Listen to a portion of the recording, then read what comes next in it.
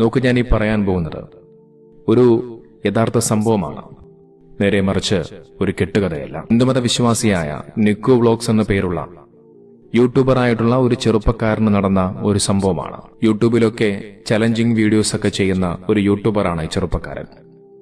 ഇപ്പോൾ നിലവിൽ ആ ചെറുപ്പക്കാരന്റെ യൂട്യൂബ് ചാനലിന് ഏകദേശം 5 മില്യണിലധികം സബ്സ്ക്രൈബേഴ്സ് ഉണ്ട്. അതായത് 50 ലക്ഷത്തിലധികം സബ്സ്ക്രൈബേഴ്സ്.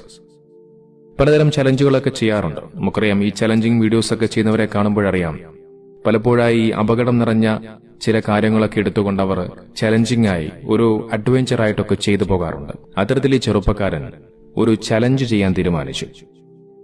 ഒരു അപകടം പിടിച്ച ഒരു ചലഞ്ചായിരുന്നു. ആ ചലഞ്ച് എന്ന് പറയുന്നത് ഇങ്ങനെയാണ്: 24 മണിക്കൂർ, അതായത് ഒരു ദിവസം മുഴുവനും ഒരു ഖബറിനുള്ളിൽ കഴിയണമെന്നുള്ളതായിരുന്നു ചലഞ്ച്. എന്നാൽ ആ ചലഞ്ച് ചെയ്യാൻ ആ ചെറുപ്പക്കാരൻ തീരുമാനിക്കുന്നു. അതിനുവേണ്ടി ആ ചെറുപ്പക്കാരൻ ഒരു കബറിടം തയ്യാറാക്കുകയാണ്.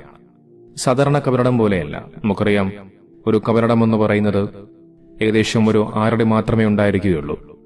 ഒരാൾക്ക്, ഒരു മനുഷ്യന് നേരെ കിടക്കാൻ പോലും സാധിക്കില്ല. ചരിഞ്ഞു കിടക്കേണ്ടി വരുന്ന അത്രയും ഇടുങ്ങിയ ഒന്നാണ് ഖബർ എന്ന് പറയുന്നത്. പക്ഷെ ഇവിടെ ഈ ഒരു ചെറുപ്പക്കാരൻ ആ ഖബർ തയ്യാറാക്കുന്നത് ഒരു ബെഡ്റൂം പോലെ എല്ലാവിധ സജ്ജീകരണങ്ങളും ഒത്ത ഒരു ഖബറായിരുന്നു. ഇലക്ട്രിസിറ്റിയും എയർ കണ്ടീഷണറും ഇന്റർനെറ്റും അങ്ങനെ അടങ്ങുന്ന എല്ലാവിധ സംവിധാനങ്ങളും ആ ചെറുപ്പക്കാരൻ ആ ഖബറിനുള്ളിൽ തയ്യാറാക്കി വെച്ചു. ആ ഖബറിനുള്ളിൽ വെളിച്ചം കിട്ടുവാൻ വേണ്ടി ഇലക്ട്രിക് ബൾബുകളൊക്കെ സ്ഥാപിച്ചു. അതോടൊപ്പം ചില കുടലുകളും പൈപ്പുകളും മറ്റുമൊക്കെ അതിലേക്ക് വരുന്ന തരത്തിൽ ആ ഖബറിനുള്ളിലേക്ക് അതിന്റെ ഒരു വായു കിട്ടുന്ന തരത്തിലൊക്കെ അത്തരം ക്രമീകരണങ്ങളൊക്കെ നടത്തി. അങ്ങനെ എല്ലാവിധ സജ്ജീകരണങ്ങളും സംവിധാനങ്ങളും ഒത്ത ആ ഖബറിനുള്ളിലേക്ക് ആ ചെറുപ്പക്കാരൻ ഇറങ്ങുന്നു. ഒറ്റയ്ക്കായിരുന്നില്ല, കൂടെ മറ്റൊരു സുഹൃത്തു കൂടിയുണ്ട്. ഒരുപക്ഷെ ഒരു ഭയമുള്ളത് കൊണ്ടായിരിക്കാം കൂട്ടുനിന്നോണം മറ്റൊരു സുഹൃത്തിനെ കൂടി ആ ചെറുപ്പക്കാരൻ അതിനുള്ളിലേക്ക് ഇറക്കിയത്. അങ്ങനെ 2 ചെറുപ്പക്കാരും ആ ഖബറിനുള്ളിലേക്ക് ഇറങ്ങിയതിനു ശേഷം സാധാരണ ചെയ്യുന്നത് പോലെ അതിനു മുകളിൽ പലകയും മറ്റുമൊക്കെ വെച്ചുകൊണ്ട് അതിന്റെ മുകളിലൂടെ മണ്ണിട്ട് മൂടുന്നുണ്ട്. അതിനുശേഷം ആ 2 ചെറുപ്പക്കാരും അതിനുള്ളിൽ, ആ ഖബറിനുള്ളിൽ കിടന്നുകൊണ്ട് ഡാൻസ് കളിക്കുന്ന, അർമാദിക്കുന്ന കാഴ്ചകളാണ് പിന്നീട് കാണാൻ സാധിച്ചത്. അവർ സന്തോഷിക്കുകയാണ്. ഖബറിനെ ഡിസ്റെസ്പെക്ട് ചെയ്യുന്ന തരത്തിലുള്ള ഒരു പ്രവർത്തനം എന്ന് വേണമെങ്കിൽ പറഞ്ഞു വെക്കാം.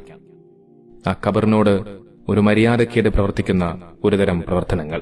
വായു ലഭിക്കാൻ വേണ്ടി മാത്രമായിരുന്നില്ല, പുറത്തുനിന്നും ഭക്ഷണങ്ങൾ ഈ പറയപ്പെടുന്ന ഖബറിനുള്ളിലേക്ക് എത്തിക്കാനുള്ള ഒരു മാർഗമായിട്ടായിരുന്നു ആ ഒരു പൈപ്പും അതിനുള്ളിൽ സ്ഥാപിച്ചത്. അത്തരത്തിൽ ആ ഖബറിനുള്ളിൽ കിടന്ന് എല്ലാം അറുമാദിച്ച് ആഹ്ലാദിച്ച് കിടക്കുന്ന സമയത്ത് കാര്യങ്ങളൊക്കെ മാറിമറിയുകയാണ്.